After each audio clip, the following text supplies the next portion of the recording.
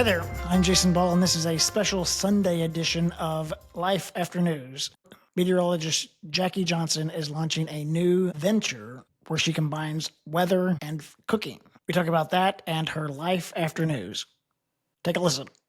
So good to see you, Jackie Johnson. Ladies and gentlemen, Jackie Johnson McBride now. I'm so happy to see you. How are you doing? Great. I'm so happy to see you. It's been forever. It has been a long time. I was thinking about this. We've known each other like 20 years now. It's insane. Could you believe that? No, and I feel like when I see your face right now and hear your voice, it was like yesterday. Same to you. You know, I was thinking about a lot of things lately. You know, our lives after we left the news business, and you know how we've changed and gotten out of Los Angeles, even, which I never thought I would. The first question I had, and this goes back to kind of the beginning of your career. When did you always know that you wanted to be a meteorologist? I always knew since I was little that I wanted to be a meteorologist. I never wanted to be on TV. I was super shy. My mom said I'd hide behind her. Like, she could never believe that I ever ended up on TV. My science reports would be on weather. When I was in fourth grade, I would tape the National Weather Service. I would watch the Weather Channel, and I would read weather books. So I studied meteorology in school. On a fluke, ended up on TV. So what was your intention then? Just to be a meteorological scientist? Yeah, I just wanted to work for the National Weather Service. Like, that was my end goal. And I was interning at a TV station in Mobile, Alabama, because they had a meteorology school there. And I was making the guys' weather maps at night. And I was the one doing them. And so the producer said, why don't you try being on TV? So one night after the 11 o'clock news, I tried to do the weather, and I was so bad that it actually made me mad. I was spinning around the wrong way and just awful. And to where that made me want to try, because I said, well, I'm already doing all the maps. I'm, I should be able to do that part. And then that's how I ended up on TV. Wow, I didn't know that. Wow, that's an interesting story. I don't know if people realize though, that green screen is a skill unto itself. Yeah. Oh yeah. And it's like riding a bike. I would love to try it again today, just because, it's all backwards and opposite. So you're not seeing a map behind you, but you're seeing them on these little screens next to you, but what you think you're pointing at is actually the other direction. I so you have to wrap your brain around kind of doing everything in reverse, sort of. Yeah. So that's my excuse why I do everything wrong these days. I'm like, well, did everything in reverse before. That's funny. So you that was in Mobile, but then your first job was right down the Gulf Coast in Tallahassee, right? Yeah. Yeah. So I interned there, and then I interned again in Nashville, Tennessee, because I did journalism school there. And then my first job was in Tallahassee. It was do you remember well, I'm sure you remember, but the Hanging Chads big. Oh my gosh. It was during that, and that was my first job, and everyone was in Tallahassee. So yeah. It was a cool time to be there. I was in the newsroom, and everybody went home. Everybody thought the election had been called, and then they called it back, and I was literally the only one in the newsroom.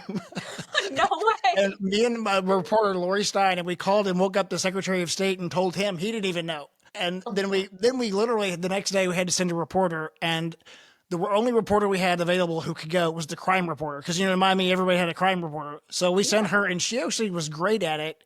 We sent her to Palm Beach because that's where they were doing all the recounting. Because she didn't know really what she was talking about. So she did it almost as a viewer, and just kind of genuineness of it. It was really cool. That's interesting. That's kind of the beginning of your career, too. Yeah. Oh, that's so neat. And you were in Florida as well. So you went to Miami. I think we must have missed each other, because I left in September of 2001. Yeah. So that is so weird. I started in September 2001. However, I'm just following you around the country. You just don't know. I'm in Palm Springs next. Okay, come on. That's funny. So what was that? Going from Tallahassee to Miami, that was a big jump. Yeah. It was just I grew up in Michigan. I went to school in South Alabama, Tennessee, working in Tallahassee. And then I'm in Miami, on the #1 show and the #1 morning show, Monday through Friday. It was insane. I definitely don't feel like I was ready for it, but it got me ready for sure. It was pretty hardcore. Yeah, those TV jobs, especially Miami is a sink or swim town. Yeah. And it moves fast, and you got to go. I was the same way. I came from Memphis to Miami, and it was the pace of the newsroom and the pace of the expectations it was a little overwhelming, to be honest, because it was just a lot. Never stopped. Yeah. I feel like it was definitely more intense in some ways than even Los Angeles at times. And I was so young too. I mean, I was a little scared. I won't lie, but I mean, the town, everyone was so nice to me in that town, and I mean, I really, I feel like I'm so lucky to have had that job because then I got other jobs from it. Right. The growth factor you get from Miami. I used to tell people all the time, if you want to grow quickly, go to Miami because you will learn. It doesn't even matter which station. They're all amazing. And it just, you'll grow more in a year there than you do in like 4 years there is forever. I was there for almost 5. Hello, you were there for like 4? I was there for 3 years. 3 years. Yeah. And then we both ended up at KCBS and KCAL. That is so, that I really, I didn't know that we crossed paths so closely too. That's funny. What was the difference between going from Miami to Los Angeles? Because I felt in some ways it wasn't as fast, but it's definitely more intimidating. Yeah, so that was another huge. I felt really young for the job that I'd gotten at KCAL, and so it's not as fast paced and maybe as flashy as WSBN was. I mean, that's felt like this is a real evening news. You're in this huge market, and that was intimidating and stressful as well. God, I couldn't have gone to KCAL at a better time. I mean, I loved our crew there. It was a pretty fun time to be on TV. Yeah, it was a fun time to be on TV all the way around. Yeah. Yeah. So then, I mean, you were there for a long time. Then you went over to the sister station at KCBS, which was, I mean, pretty much the same. Was there a difference? Could you tell a difference? Yeah, I mean, so I loved KCAL. I mean, that was just, I mean, you get 3 hours of news. I mean, that's, but then that's it. Where CBS is the 5, 6, and then you wait a long time and do the 11. But at that time, I was so used to doing all the newscasts because I was doing all the KCAL and all the CBS, and what I don't think people realize is there was just a door to each studio, right? Like you would be on one station, and I'd walk through the back door and be at the next station, and it would be a different weather wall, different weather maps, and a different team most of the time. But yeah, it's like, yeah, if you're on 2 different stations, like I'd do a tease for KCAL, and then I'd go and be on the CBS news. So I mean, it was funny. great. You're right, because the studios were similar, exactly the same, and the control rooms were right next to each other, and they were exactly the same. And I remember at one point, I'm like, which station am I? Which station am I on? I'd have to look at we had the call letters on the wall. Like, okay, we're on KCAL now. Okay, focus on that, because they were exactly the same. Yeah. I do have to say you were my favorite boss, though. Oh, thank you. That's nice. I mean, you're everyone's. That's nice. So then, I mean, you had a great long career in Los Angeles, and then you decided you made a major life change. Did you know you got married in 2016, right? Yeah. And you had a baby, Bridget, in 18. Yeah. At what point did you decide that you were going to step away? I've always wanted to have children, just life doesn't always work that way. But I knew if I had kids and I was lucky enough to not have to work every day, I knew that working in news, that lifestyle just wouldn't be for me. I don't feel like I could be the mom I wanted to be if I worked all the time, because I mean, it is all consuming, that job. If there's something going on, you're there all day. I wouldn't get home till 12:30 at night sometimes. By the time, we've taped the teases and wrapped up the 11 o'clock news. So I had a feeling, a part of me was like, maybe I will, maybe I can be talked into it, but I never did. I mean, I was offered to come back quite a few times, and here I am. My first podcast. It is a challenge. I remember, particularly working moms and working that night shift is hard too, because you're not there for bedtime and that sort of thing. It's not bad. I guess you have the mornings with the kids and that sort of thing, but once they get up to school age, I think it's really, really difficult particularly for women, but for men too, but just parents in general, but particularly. Yeah, because I mean, one of them, half the time it's never even a regular week of school. Somebody's sick, and like there's just no way. I mean, my husband has to be at work every day, so he can't do it. So yeah, I just, and I lived a great life. Like I'd been on the news. Like I didn't have that desire to stay on the news too, I think too. So maybe that was my way out. Was there a moment, was it after the baby, or when you just said, I'm done? Yeah, I feel like, because everyone's like, oh, well, you retired. And I'm like, I feel like I didn't really retire. When I Deep down, I always knew I would just not go back if I had a baby. And then when I was supposed to go back, Steve Malden was in charge at the time. And I was like, he wanted to, I was supposed to do a magazine shoot or something. I said, Steve, I have to be honest. Like, I don't feel like I'm being honest. Like, if I do this magazine shoot, I don't think I'm going to go back. And he's like, it's okay. Like, he was really kind and understanding, like that I wanted to be a mom. He's like, you can still do it. It's fine. But, just make sure, we'll give you as much time as you need to make this decision. And yeah, I just didn't. So you decided while you were on maternity leave that you weren't going to Yeah. go. So you never went back. So you So never I've said never- goodbye? Pardon? You never went back and said goodbye on air? No, I didn't.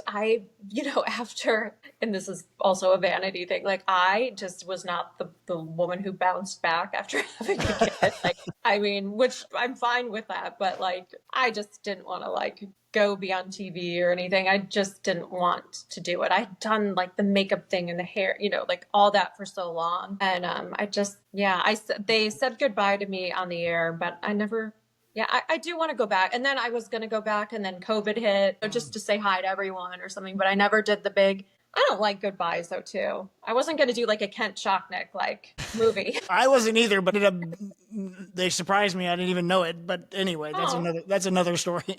That's interesting. So what was the reaction from your coworkers then? Because they never like saw you again. Yeah, I think, I'd been gone. So I was on bed rest. I had a difficult pregnancy. So I worked as long as I could when I was pregnant. And then I had, where like you get nausea all the time and like, I couldn't even hold on water. So I had that like from the beginning when I was pregnant with Bridget. And then I had some other issues. So I was gone all that time. And then maternity leave, I feel like I was gone for so long that it would be weird even if I came back and said goodbye, because I'd been gone for like 6 to 9 months by this time, I feel like. Yeah. So and Pat Harvey and I talked a lot, and, she had an idea I wasn't coming back, but then they, we made it official and they made the announcement. And I still play it for Bridget because they put little pictures of her on the air, and Pat was so sweet. She almost started crying on the air, and that was really touching and meant a lot. So that was my goodbye. Yeah, she's the best. What did you get a reaction from your viewers? Were they surprised? Yeah, they were all so nice. I do have to say, like, I feel like our viewers were the nicest, and they're still on Instagram. Like, they were really kind, and they were so nice when I had a baby, and they're so nice when I said I didn't want to work anymore, and understanding, and they still send messages like, thank you for sharing pictures of your kids, and we miss you, and still even from Florida, like, some of the viewers are like, we miss you. So that means the world to me. What do you miss? I miss the friendships and like being like where stuff's going on. Like, it's like electric being in the newsroom, right? Like you're finding out the news right away. It's fast. Everything is live. Like, I think for a while, I didn't know what was wrong with me after the news. And I figured it out that we were so used to adrenaline every day doing live news. And like, I wasn't getting adrenaline. Like, I was going through life and I was happy, but I'm not like excited. And I realized like, well, for 15 plus years, like I was live, like, and there was always something going on or breaking news or, I miss that excitement. I miss the friendships the most, and just, going in and joking around with our coworkers. That was so much fun. Yeah, that's what I say too. Exactly the same thing. The team and the creativity, and that you're creating something every day, and that that's the best part. And then the people are amazing. We have everybody's. It is a team. It is a team effort every day, and you go in and you make this product every day, and it's kind of extraordinary. Yeah. It is that we pull it off every day. Yeah. And then like at the end of the day, there was like that big sense of accomplishment. Like we just, and like it was immediate gratification, because you'd hear from a viewer like, good job, or, it was, and there was like a beginning, a middle, and an end to the day too. Like we built something and then we were done. And yeah. Well, it usually ramped up really fast, and then when you went on the air. Yeah. It was a slow ramp, but then once you hit the air, it was, go constantly. Yeah. Fascinating. For me, it was the quietness. I guess that's kind of what you're saying too, that I kind of experienced before and didn't kind of know what to do. I didn't kind of know what to do with myself. I kind of felt, we bought this hotel 2 months after I left, so I had something new to do and learn, but it wasn't quite the same. Yeah. So like you had something to keep you busy, but you missed that. Yeah. Like, And because we do a lot of work in one day, that's yeah. the other thing. It's a lot. Yeah. Yeah. Yeah. So it's like when people ask you, it's not like linear, like I felt great or I felt sad. Like it's like up and down, like, well, it's so nice I don't have to work on this holiday, Right. but oh my gosh, there's something going on in the weather and like I'm not a part of it kind of thing. Do you Yeah. feel like that? Like if there's something big going on in the news, you miss that? Yeah. I would get text alerts about breaking news and have that immediate reaction and then like, whatever. Yeah, I mean, and there is times like, thank God I'm not working right now. Like during COVID, I was like, that would have been awful. But Yeah. So yeah, I think, how do you think though that what skills do you think you had that you took into the next phase of your life? none. I really actually there's a point where I'm like, I want to work. Like I'm like, I was like looking at jobs online. I'm like, I really like, can't even get this job. But no, I'm kidding. I feel like just working, like you said, in a team, like I feel like I can relate to a lot of people. Like just people I meet, like I strike up easy conversations. Cause I think too, I was doing reporting too, and you go out and you talk to people. Like I feel like that was great. Like I just feel like I could kind of talk to anyone and get along with anyone. And, but gosh, like being a mom is completely different, I do have to say, than my life now is completely different. But I think one of the things I feel like we do learn in news is how to work quickly and get things done. You got a problem, let's figure out how to fix it. Handle that, running interference and just taking care of business. And I'm sure that you're a good mom because of that. Yeah, like I do feel like I can get a lot done. Like actually, if there's so much chaos going on, like I'm okay. Like I know how to navigate it because I'm like used to pressure. And I do think like being in the news for so long, like people being me, like still like being on the air, like as much as people were nice, there's still some people that would like say like mean things, on the internet or something. And like I have like thicker skin, like now everyone's like, oh, what's the mom life like? And most moms are great, but like, I don't care if someone's talking, like you just get thicker skin too. Like things don't bother you. How is the mom life? It's good. Like being in Santa Barbara, like it's really sweet. It's like this community. It's like living in a small town in a way. When we moved here, I kind of thought I'd see a lot of my LA friends more, but it still takes so long to get here. I feel like I don't see everyone as much as I thought, but I mean, Santa Barbara is just relaxed. And I feel like I've made so many friends just because being a mom, then you're in this mom circle. And I mean, they've been really welcoming because, I'm new here and well, not anymore, but yeah, it's been really sweet. They've been really welcoming and we love it. You That's should great. come up. We should totally come out, but I feel like we kind of made the same thing. You went to the Central Coast, we went out to the desert, and it's a small town, and we see literally we cannot go anywhere without seeing someone we know, and it's so interesting. No, I know. I actually was saying that. I was like, I had more, like I was more anonymous and in LA because like I'd go to the grocery shopping, and just kind of keep to myself. Here, if I go grocery, I see everyone. I can't just So it is funny. It is true. So has that led you to you got a couple of different things going on now. Tell us about your new ventures. Yeah, I'm really excited. I mean, it started off as just something kind of fun and organic, and now I'm kind of taking it more seriously because then I started to get offers to do things, and so I think it started during I used to be a terrible cook, right? I did not know that, but Well, no, I don't from believe KCAL, that. the Thanksgiving show on KCAL, we'd cook live, and Oh, I like never cooked because I was always at the studio, and like never went home and made myself dinner. I didn't care. I'd just like have a salad. And so when I got married, Pat, like he loves like a big good meal. Like he's very picky for it to taste good. And I think like during COVID, I was home all the time, and I wanted to make like dinner an event. So I'd set the table all day. Like I'd pick out the ingredients, and I had this huge garden in Malibu, and I have one here, and like, and then it became like seasonal eating on top of making something great. And then I started to realize like I cook for the weather. Like if it's rainy outside, like I'll make a stew, or, if it's sunny, you want something like light, like a salad. So I started I came up with this thing called the Weather Chef. And I don't know, it just became kind of fun. And then people got interested into it. And when my mom passed, like kind of needed something to, like, she was very into holidays and traditions and cooking. And so I started to do it to like to get me through the first holiday without her. Like it just gave me peace, and I felt like she'd be proud of me. And so I did that. And then now both kids are in school, and I'm just kind of able to do things a little more and spend time maybe having another career. I think that's interesting because if we really kind of go back in time before the supermarket, we did eat by the seasons and by the weather because Yeah. you ate whatever my all my grandparents had huge gardens and they lived out of that and they canned and saved things for the winter that you made stews and soups and that sort of thing all winter long.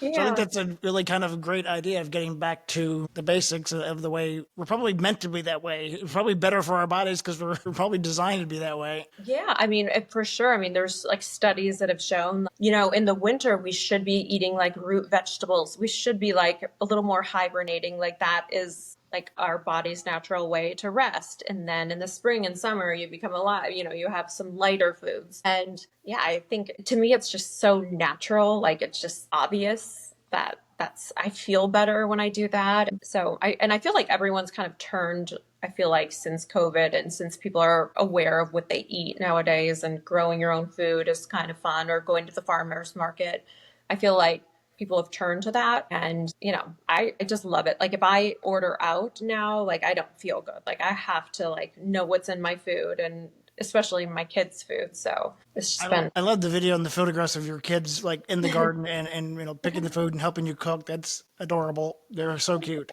they are I want you to meet them. They're just like the best kids. I'm so proud of them, and they have so much fun. They crack me up every day. Like the garden is hilarious. Like it's not perfect for sure because I let them do everything, and they just have so much fun. So I hope it's like a memory that they keep too. So what are you hoping the weather chef? What's your plan for what's your forecast? How about that word? What's what's I your like that. forecast for the weather chef? Well, I am very excited. I'll tell you first because something's coming out on June 1st. So I've created this website. It's under construction right now where somebody can come in, put where they live, get their weather forecast, then they pick the season, and then they pick what kind of weather, like either the forecast has or whatever the forecast will be, and then they pick a recipe that goes with that season and that weather. And it's one of my recipes. So it's never been done. And it's been like really tricky actually I'm learning all this stuff about, coding and, websites. And so I'm really excited. So they go in and they create a profile, or they just put in their zip code, or either way. Yeah. So they just put in their zip code and then they get their so I've actually trademarked the line, what's the weather, what's for dinner? Because I feel like that is the questions everyone's asked. And like those are the two biggest questions I've ever been asked is what's the weather and what's for dinner. And so, yeah, they put in their zip code and then they pick their season and then they pick their forecast and get their weather. So that's the name of the website. What? Say it again. So it's The Weather Chef. And what's the slogan? Pardon? What's the slogan? What's the weather? What's for dinner? What's the weather? What's for dinner? I love it. So I'm excited. So I haven't told anyone, but I have a website right now, but it's just one that I made on GoDaddy. So this is actually like a real one that will be launching on June 1st. That's amazing. That's really smart. And so you've also been learning about web development and creating an audience on the internet. Yeah, I feel like, well, I have web people doing that stuff, but it's been interesting to learn how hard it is to actually code that. I did my own GoDaddy website, which I laugh at, but like for me, that was kind of tricky. And then for my, I still have like some viewers. Now I'm getting more like moms and female followers for the recipes. And I think like what makes me so happy, before I used to feel accomplished when someone's like, you gave you were right on the weather. And now when people are like, I tried your recipe, it was so good. Like it makes me feel good. Like I'm sharing something that I do already and, like helping somebody, because picking out what you're going to make every night for dinner is annoying. It's a challenge. It is a challenge because I started cooking a couple of years ago just because we got kind of tired of going out all the time, and Yeah. it's something you have to really focus on and think about without, because I don't like to make the same things every week either. So it's always interesting to have new ideas and new recipes. Yeah. Yeah. Cause I'm like, tacos are great, but like it doesn't inspire me. Like I like to have my French cooking music on, have a glass of wine, Weather Channel in the background.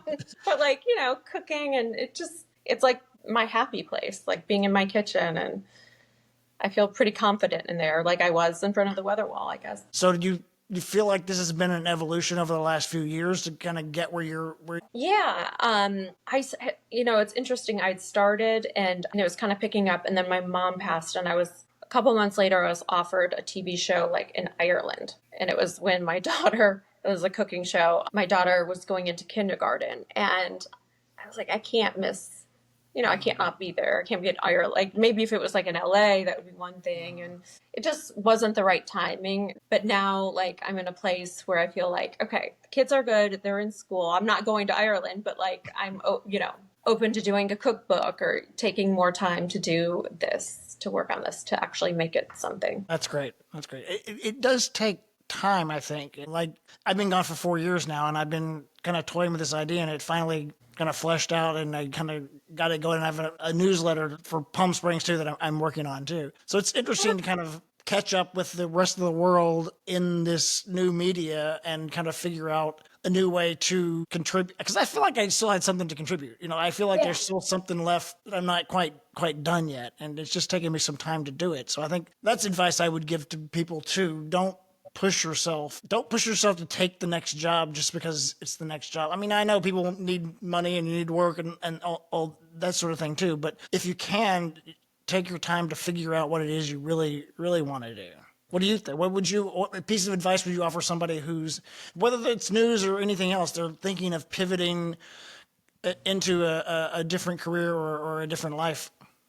I agree with what you said. It's like if you're going to make that transition, have it be something like, don't jump at the first thing, because if you don't have to, like, again, I get, that we're lucky that we get to kind of give ourselves time to figure it out. But yeah, I feel like if it lights you up, like if it makes you happy, like too, then that's your goal in life, like is to do something that you love. And I didn't want to put my heart or my time into something unless it was really truly something I believed in, that I felt like I was contributing to society in a good way. Like I'm not like trying to make money, or sell something. I really want to like give back, like the way we, doing the news is also like, giving people informed. That was the thing too, that I would say I missed that too. At the end of the day, some days you would go, we did something good for somebody today. And that was great. And I really do. That's the part I missed too. But, maybe this is, inspiring people however they are, or to do next. I think I was part of the great resignation at 21. And I think a lot of people, just after the pandemic, you talked about, obviously the pandemic infected us all in ways I don't even think we fully understand. But a lot of people were like, this career is not for me anymore. I have to go do something else. And I think it was an interesting turning point. But I think it's hard, though. It's not easy to always step away from what you've been doing and for 20, 30 years. But I think those days of the boomers where you get a job at 20 and you work in that same career or that same job or that same, industry, I think those days are over. The millennials definitely are not doing that. Yeah. Oh, for 100%. Like, I mean, how I always think to myself, like, we are so lucky we were in the news at that time. Like, it's a different beast now. And yeah, I would say too, to people that you don't have to be like everyone else, because everyone's got their niche. Everyone's got something, like which is hard to like compare. Cooking person does this. And I have to always tell myself, well, like, that's not what I'm doing. I'm me. Like, if you're authentic and you do it your way, I think that's what makes you stand out. I mean, I love that you're doing this. This is so interesting. Life is such a windy road that you have your ups and downs, and we're just all trying to figure it out. Yes, but you're right. It's about staying. People say on brand, which sounds very corporate and very marketing wise, but it really is true. To know who you are and what you can contribute and how you contribute and what works for you. And I think people respond to that more than anything. Yeah. Yeah. I mean, people are smart. They watch something, they know if somebody's, I mean, you know, in 2 seconds if somebody is being authentic or not. Like, I think that's why some news people do really well and, you know, others don't. Like, it's, you know, people are smart. They know. And how does Troy feel about you not being in the news? And Oh my gosh, he's so happy because 2020, the pandemic, and then the election and all that, it was too much. He was like, I literally came home and I'm like, I don't think I can do it anymore. He goes, don't. he's so supportive. And you know, we literally upended our life. And my last day was February 5th, and we took over the hotel on April 1st. So it was literally 2 months there. But it was good that we had something to do and, you know, an income. And Yeah. but it's been fun. It's been interesting to be in Palm Springs because it is like Montecito and Santa Barbara. It's a small town, and it feels like a small town. But we live like in town too. So it's like we walk everywhere. There are days I don't get in the car for days. How great is that though too? What a difference. And it doesn't take forever to get anywhere. Do you go back to LA often? Don't. And I think too, it's like when we finally moved, because we were in the Woolsey fire. That's why we moved out of Malibu when Bridget was like 4 months old. Lived in Nashville for a while. When we redid our house in Malibu and moved back, the street was still no one rebuilt, and we didn't want to live there. And it was during COVID. I mean, it was just a ghost town. And so that's when we started coming up to Santa Barbara, bought a house, remodeled that. And that's why we wound up moving here. You mentioned the pandemic a lot. I mean, it sounds like it really had what were the good and bad takeaways that you had from it? I have mentioned it a lot right now. I guess I never really knew. It was good. We were in Nashville. So my son was born in 2020, and I feel like the pandemic was so long. So it was also too, we couldn't go anywhere. No one could, but like, especially after he was born. But it was good because we were in Nashville when it started, and that's where my parents were and my, you know, sister. So I felt better being close to them, even though I couldn't see them. It's just quite an interesting memory. I mean, some of it's really good because I can't believe we all went through that. You know, like you learn to appreciate a lot. And then there was some really special moments during it where you appreciate just like going for a walk with your husband.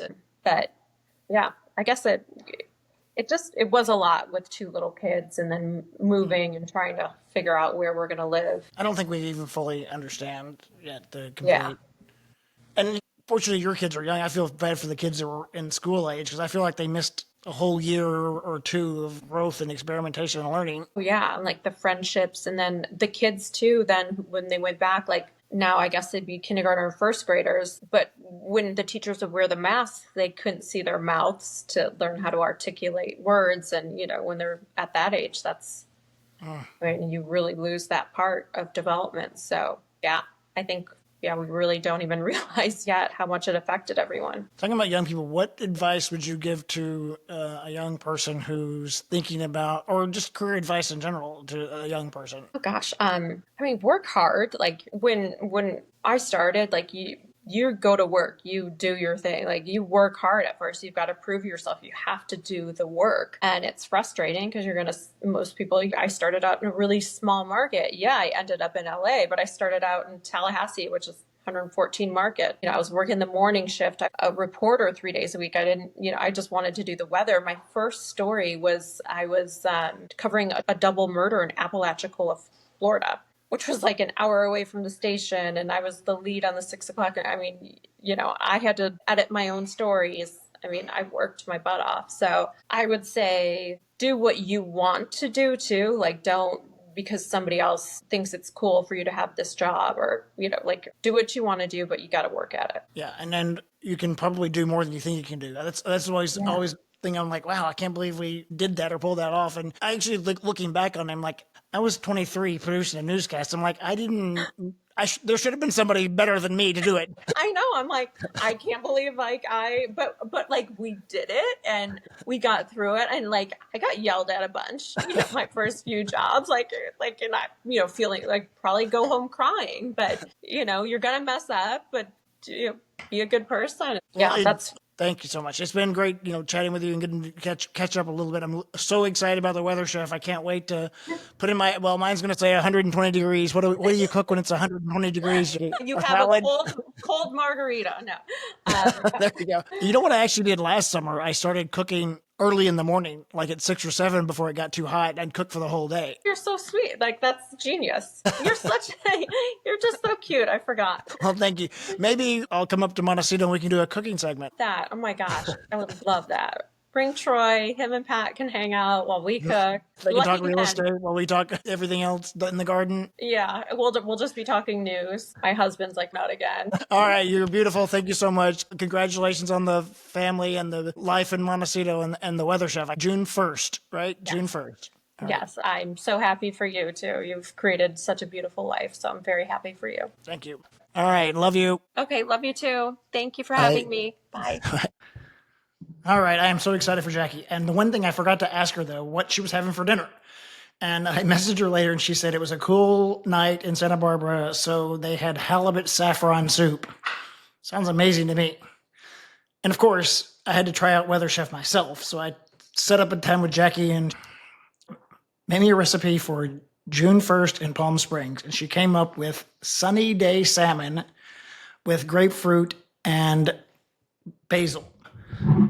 Here it is. See? You take it. Looks pretty good, right? It's got salmon, grapefruit, and rosé wine in it, so I call it 3 shades of rosé. Very good. Citrusy, the basil is perfect. Of course, you have to wash it down with a little rosé.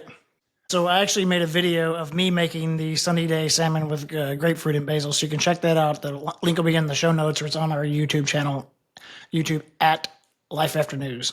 If you'd like to get connected with Jackie, you can follow her on Instagram at Jackie Johnson LA or at The Weather Chef, and also check out her new venture, theweatherchef.com.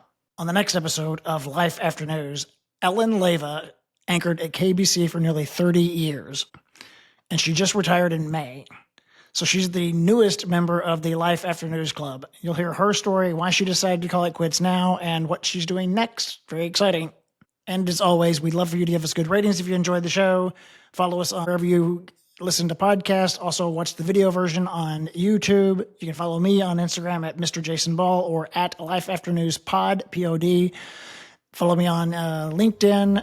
And if you like the show, tell a friend. Thanks so much.